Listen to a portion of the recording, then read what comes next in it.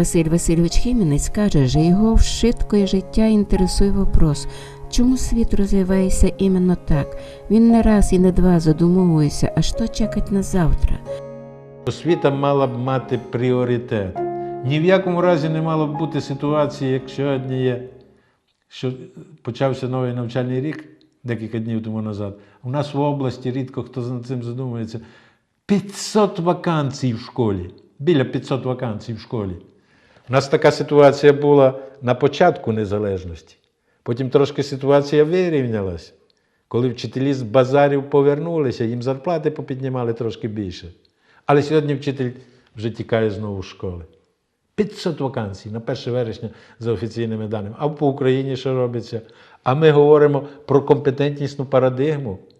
Вчитель, провівши урок у школі, не має права ні морального, ні людського бігти, я умовно скажу, до своїх колорадських жуків після уроків.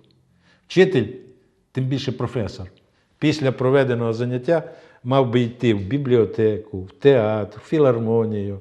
Якщо хочете, якщо є потенція освітянська, книжку писати. Книжку писати серйозно. А для цього треба мати достойну, гідну зарплату. Багато чого потрібно, в тому числі і зарплату. В тому числі і зарплату, і, як мені видається, визнання. Вчитель має відповідати назві, так як у нас було в дорадянський час, пан учитель. Якщо у вас в сім'ї є люди, які працювали в освіті до 1945 року, або знайомі, вони ще є серед нас зараз. Вони часто розповідають, що таке пан учитель включає в себе. Якщо вчитель буде паном, в повному розумінні цього слова, тоді він буде мотивовано готувати діточок до життя. А якщо він має проблеми із зарплатою, із тим, болить його голова, чим сім'ю завтра годувати, значить, коли йому дитина вдома каже, а сусідський Іванко, а там батько бізнесмен має вже такий велосипед, а я не можу мати, комп'ютер у нього такий, це біда, це трагедія. І він біжить до колорадських жуків. Василь Васильович, ви автор понад 500 наукових праць. Чи актуальні вони і зараз? Перші 22 роки своєї наукової діяльності я працював у галузі фізики. Ще точніше, фізики напівпровідників. У 60-ті роки минулого століття було зроблено одне надзвичайно потужне відкриття. Чому, ви кажете, як я оцінюю радянську науку? Радянськими вченими. Був відкритий новий клас напівпровідникових речовин.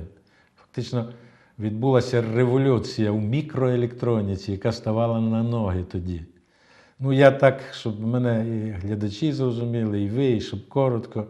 Вся мікроелектроніка до 60-х, 70-х років будувалася на монокристалах кремнію. Потім почали переводити на монокристали германію. Тоді з'явилася можливість створення активних елементів. А потім пішов новий етап – оптоелектроніки. От нагадайте собі такий приклад. Був у вас чорно-білий телевізор в 60-х роках, якщо був. Вони ще десь на Закарпатті з'явили з моєї, десь в 62-му році. А потім з'явилися кольорові, а потім з'явилися плоскими екранами. Так от, у місті Мукачеві навіть був створений інститут, не всі про це знають, і існував він десь біля 20 років, перед яким стояла головна задача – це розробка плоского екрану для телевізора 5-го покоління львівського електрону. І ми працювали над цими речами тоді. Більше того, я працював у такій сфері, в цих матеріалах, за які потім японці отримали Нобелівську премію. Ми вважали, що мав отримати вчений із СССР, із знаменитого Ленінградського фізико-технічного інституту. Між іншим, у 2002 році із того відділу учень Бориса Тимофійовича Коломійця. Він був відкривачем цих матеріалів, у яких я працював. А у нього в лабораторії керував однією із групою, Рем Хохлов, який потім пізніше став лауреатом Нобелівської премії. Ви уявляєте собі? Який рівень був? Це рівень був. І от ми працювали над елементами пам'яті електричної, я не буду вживати великі терміни, малоенергетичними для електронно-обчислювальних машин 5-го покоління. Це були 80-ті роки минулого ХХ століття. В Ужгороді під моїм керівництвом було створено, правда, закриту лабораторію, про неї сьогодні вже можна говорити, Міністерство електронної промисловості Радянського Союзу. Це міністерство по величині, грошам і іншим речам було третє в Союзі. Після Міністерства оборони, і це дуже потужне міністерство, значить, і військової галузі. А Мінелектронпром, на Закарпатті він відомий відкриттям заводів у 70-ті роки. У Великому Березному, у Перечині, в Ужгороді. По всьому Закарпаттю. По всьому Закарпатті. В Дубовому пізніше, навіть через Міністерство авіаційної промисловості, ми хотіли почати збирати вертольоти.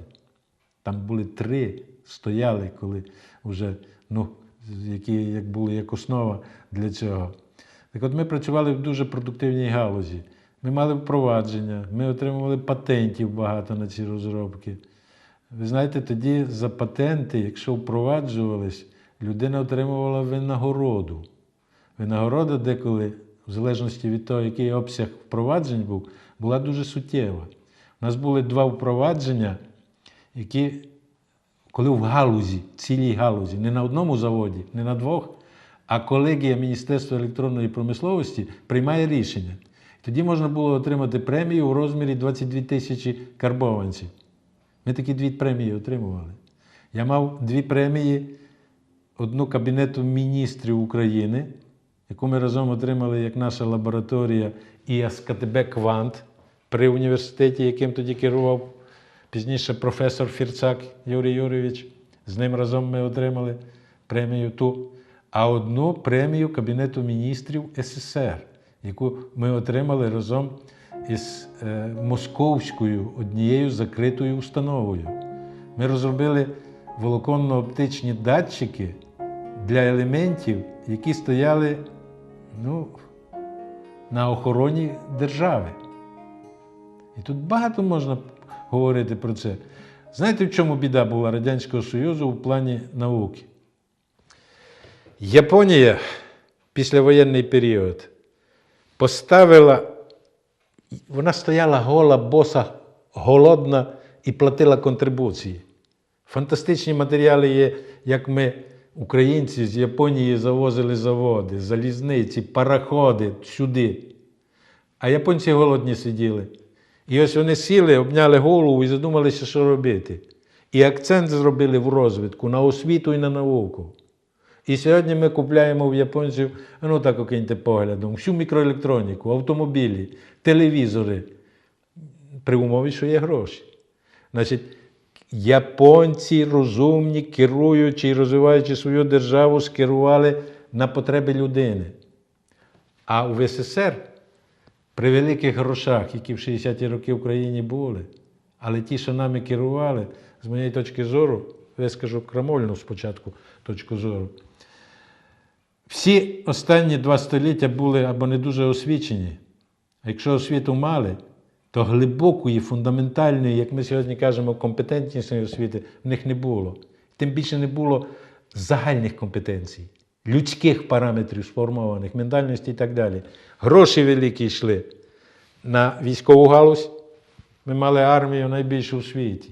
Нам пояснювали з вами Карибська криза, Куба, холодна війна. Ми вірили, туди треба гроші. Не на зарплату батькам. В колгоспах зарплату почали виплачувати у грошах, але в грошах з якого періоду? Тільки з середини 60-х років, а до того трудодні були, якщо пригадуєте. У мене мама колгоспниця була, я це знаю, і вся сім'я працювала там. Значить, дуже добре. На військову галузь. Друге, ми проголосили ідею, хочемо бути перші в космосі. Фантастично патріотична ідея. Але змагалися то ми тільки з Америкою. Японія таку ідею не проголошувала. Вона телевізор робила, автомобіль. А ми з Америкою. А в Америці, шановні, бюджет американських $трильйони, такий великий, а у нас мільярди, такий. І третя, найбільш потужна у грошовому обчисленні затратна галузь. Ми проголосили будівництво комунізму. Фантастично гарна ідея. Суспільство рівних можливостей, суспільство рівних людей. Але, шановні, ті, хто нами керував, прийняли рішення збудувати комунізм в Україні, в СССР і одночасно в Азії, в Африці, в Латинській Америці. Які гроші йшли великі. А зарплата була на рівні тоді 120-150 карбованців. Значить, а на освіту те, що залишалося, і на науку. Наука інтенсивно почала розвиватися в 80-ті роки, коли почали змагання з Америкою у військових галузях, коли почали на науку виділяти досить великі гроші. Але знову-таки ті, хто керував, фундаментальні і прикладні дослідження закрутили і дозволили розвиватися, а паралельно вже грошей не вистачило на конструкторське бюро, на експериментальні заводи, на те, щоб довести ідею до металу. Це велика робота, це в науці так не роблять. Потребує великих коштів. Я працював з американцями, у мене друзі там були. От в всіх наших гаджетах, ось там акумулятор оператор ваш змінював, це розробки тих хлопців. Твердотільні, високопотужні, високоенергетичні, на елементи, які там розроблялися. І багато інших таких. Ну це можна говорити нескінчено довго. Василь Васильович Хименець протягом многих останніх десятиліть займається тим, щоб довести, що Закарпаття – не дотаційна область. Теза про дотаційність області фантастично неправильна, навіть згубна для нас, каже Василь Васильович.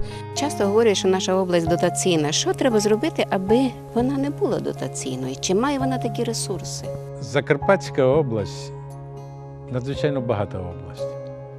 Багата вона на природні ресурси. У нас є унікальний ліс, гори як екосистема, мінеральні води. Закарпатська земля багата на корисні копалини. Ми маємо цілу серію будівельних матеріалів, рідкоземельних матеріалів. Значить, в тому числі такі унікальні речі, як золото і срібло, є у нас у великій кількості. Є газові відомі родовища. Врешті-решт відомі родовища і нафти на території Закарпатської області. Так от, якби область розвивалася в необхідному напрямку, в комплексному напрямку, і було враховано весь науково-технічний потенціал, а повірте мені, Ужгородський державний університет за всі роки існування, зараз вже Національний університет, підготував цілу плеяду високоосвічених кадрів, в тому числі й таких, які в змозі місто Ужгород перетворити, я з цією тезою ношуся вже десь з початку 80-х років минулого століття, в культурно-освітній науковий центр. Що це означає? Це означає, що ми на кордоні, на перетині шляхів, із сходу на захід, із півдня на північ, і могли б відігравати потужний центр, ну щось подібне, ви сьогодні говорили про Чехію, як Пардубіце під Прагою. Я в Пардубіці був на декількох міжнародних конференціях, ну і диву дається, як люди вміють заробляти. Це зали, це культурні програми, це обслуговування, це приїзд людей, які приїжджають, це виставки, ярмарки і так далі і тому подібне. Значить, і ось це все в комплексі, якщо скерувати у виробничу стезю, і саме головне – повернути тих, які працюють за межами області. Тобто, якщо ось цю туристично-рекреаційну галузь, лісо-дерево-переробну, в лісо-дерево-переробній галузі в 1989 році працювало 52 тисячі чоловік в Закарпатті. Це була одна з найбільш потужніших галузей. Ми мали 7 меблевих фабрик, ми мали лісо-деревокомбінати, переробні галузі. 52 тисячі чоловік працювало тільки тут. А зараз знаєте, скільки працює? Коло 3 тисяч. А що, потреба в меблях зменшилася? Ми відстали в якості. І треба ось тут якість. А щоб була якість у наших виробничих потужностях, треба інвестиції. А інвестиції – це насамперед, шановні, тут така цікава тема вирисовується. Ще з радянських часів ми спробували підняти питання про вільну економічну зону. Я був один з тих, який відстоював, щоб в Закарпатті має бути створена вільна економічна зона. Ви дуже багато виграли. Вільна економічна зона була створена під ЧОПом. Коли її проголосили, а там є певні податкові пільги, у нас пішли такі інвестиції в область, яких ми до того часу ніколи не мали. Причому інвестиції десь з 20 країн світу.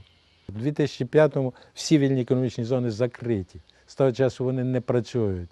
Окремі пільги залишились для виробничих структур, які відкриті, Ядзакі, це у нас тут, і інші там структури. Мене ще цікавить, яка концепція соціально-економічного розвитку Закарпаття? Чи є яка перспектива? Найбільша біда в тому, що сьогодні область не має узаконену концепцію соціально-економічного розвитку. Спроби створення концепції велися ще з середини 80-х років минулого століття. Тоді було зроблено дві концепції. Одна комплексного розвитку області. Вона робилася під керівництвом професора Мишка Івана Михайловича на базі Ужгородського державного університету тоді. Там і я приймав участь. Другу робила відділення Академії наук, яке працювало в Ужгороді під керівництвом професора Григорія Ємця. Вона орієнтувала область на рекреаційний розвиток. Ми ж наполягали на тому, що рекреація має бути однією з складових, бо витягнути все тоді, ще в радянські часи, з допомогою тільки рекреації це було неможливо. Розумієте, в рекреації є одне поняття таке економічне. На одного працюючого в рекреаційній сфері треба, щоб було 5 чоловік, які неперервно перебувають у його економічному обороті. 5. Неперервно, цілий рік на нього мають працювати. Місто Ужгород, 100 тисяч людей. Значить, місто Ужгород неперервно мають відвідувати, порахуйте, скільки людей і як, щоб на цьому заробити щось, щоб економіка прогресувала. З цього нічого не вийшло. Ми дискутували, але нічого. Потім була концепція переходу Закарпаття до ринкових відносин. 1989 рік. Ту групу вчених очолював я. Я пригадую, як нам з Волощуком у Києві Кравчук так строго, як другий секретар ЦК партії. Значить, казав, ви що, зібралися на Закарпатті капіталізм будувати? Ми пробували, значить, пояснити Макару Леонідовичу, що ні, ми хочемо тільки свободу економічну і прогресу Закарпаттю, не бути дотаційними. Ви знаєте, вона була прийнята на сесії обласної ради у 90-му році. Але потім пішли інші події, вона відійшла в сторону. Потім була концепція сталого розвитку Закарпаття.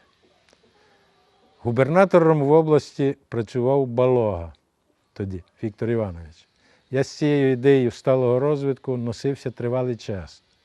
Бо ще в 1989 році я був включений у групу вчених, яка працювала під керівництвом нині вже покійного київського академіка Дорогунцова Сергія Івановича. І ми розробляли концепцію сталого розвитку України. Між іншим, наша держава до сьогоднішній день не має такої концепції. На жаль. А ООН зобов'язує країни, члени ООН, мати такі концепції, такі документи. Значить, і відповідно я носився із концепцією сталого розвитку Закарпаття, бо всі регіони мали мати свої концепції. Її було розроблено тільки, я кажу, при Віктору Івановичу. Він її провів через сесію, ми її затвердили. Після цього планувалося, що концепції зроблять аналогічні райони і по напрямкам, галузі. Кожна буде мати концепцію. Що таке концепція сталого розвитку? Щоб я багато не говорив. Це в області концепція дозволяє робити.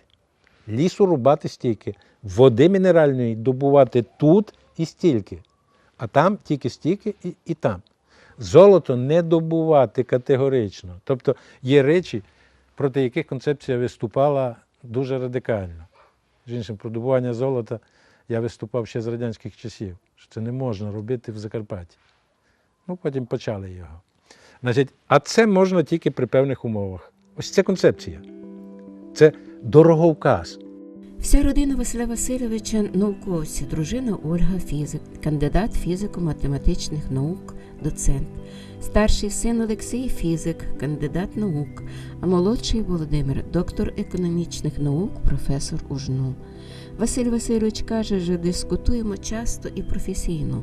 Всіх хвилює питання, куди рухається світ, чи у правильному напрямку розвивається Україна, що чекає внуків. При цьому часто доводиться вислуховувати критику від домашніх, мовляв, на ідеї ти багатий, а на їх реалізацію не дуже. Пані Ольго, чи легко бути дружиною професора? Ой, надзвичайно складне питання. З одного боку, нібито й не дуже важко, з іншого боку, мабуть, дуже важко. Життя з такою людиною можна порівняти тільки із плаванням по океану. Курс накреслений, корабель готовий, команда готується тільки по ходу, так кажуть. Сім'я готується точно так же. Прекрасна погода, видається все тихо. Раптом якась ідея, і це все одно, що налетіла буря, шторм якийсь налетів. Всі мусять зосередити увагу на вирішенні конкретної проблеми. Інших проблем нема. Є проблема ту, яку поставив Василь Васильович. Ну і чи легко їх вирішувати? Так бувало, що ввечері приїхав, в 11:45 ранку відправляється і все на вирішення конкретної проблеми. Ну, а будинок наш завжди був для нього такою бухтою, гаванню, де можна відпочити душею, тілом, набратися сил. Сюди він приходив із радістю перемог, приходив він і із неприємними звістками, і з поразками. Тут зализував свої рани і знову набирався сил і знову йшов. У вас дуже багато наукових досягнень, і я думаю, що це дозволила вам ваша дружина. Ну, звичайно, що без неї куди дітися. Ми познайомились студентами і поженилися студентами. І ми разом потім і в лабораторії працювали. Потім дружина перейшла на викладацьку роботу, вона класичний педагог, один, як на мій погляд, із провідних методистів викладання природничих дисциплін була в університеті. Ну і звичайно, що без неї нічого, з нею разом все. Вона тримала 3 кути в хаті. Та я думаю, що 4. Більшість хатньої роботи на неї весь час. Що найбільше цінуєте в ній? А подивіться, які квіти гарні. А розарій, у нас тут колись було, я колись порахував, 52 кусти роз різних. Це все її, я тільки на підхваті тут. Значить, це любов до життя, напевно. Любов до дітей, вона до внуків. Всі внуки через неї проходять. Жоден з них без неї ні в школу, ні в університети. Він не раз і не два задумовується, а що чекать на завтра. А й поки був вибір, продовжує Василь Васильович, я б для бесіди убрав своїх родичів по отцівській лінії, які в швидкої життя прожили на Закарпатті, від поколінь до покоління накопичували статки, сохранили здоровий генофонд роду, релігію, традиції, язик і культуру русинів. Мене інтересують вопроси, звідки пішла наша фамілія, бо іменно той коріння сім'ї, іменно відці вирисовуються перспективи будущих поколінь, в тому числі і моїх дітей і внуків.